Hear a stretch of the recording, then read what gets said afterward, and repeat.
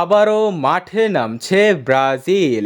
বিশ্বকাপের যোগ্যতা অর্জনের মিশনে আগামী মাসে ইকুয়েডর ও প্যারাগুয়ের বিপক্ষে মাঠে নামছে সেলেসাওরা। ইউরোপিয়ান মাস্টারমাইন্ড কার্লো আনচেলত্তি ২৬ তারিখ সরাসরি চূড়ান্ত দল ঘোষণা করবেন। দল ঘোষণাটি সরাসরি দেখাবে সিবিএফ এর অফিসিয়াল ইউটিউব চ্যানেলে। কিন্তু দল ঘোষণার আগে আবারও ফাঁস হয়ে গেল ব্রাজিলের স্কোয়াড।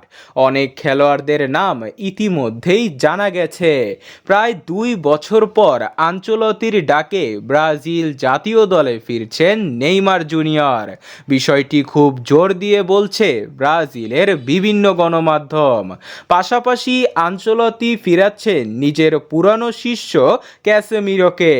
লা লিগায় দারুণ পারফরমেন্স করে আবারও জাতীয় দলে ঢুকছেন আন্থোনি। তবে সবচেয়ে বড় চমক হিসাবে ১০ বছর পর ব্রাজিল দলে ফিরছেন অস্কার। ২০১৬ সালে শেষবার ব্রাজিলে খেলেছিলেন এই তারকা, এরপরই হারিয়ে যান।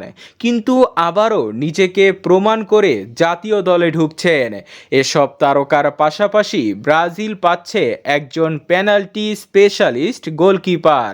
নাম তার হুগো সুজা, যিনি ব্রাজিল ক্লাব করিন্থিয়াসের হয়ে খেলেন।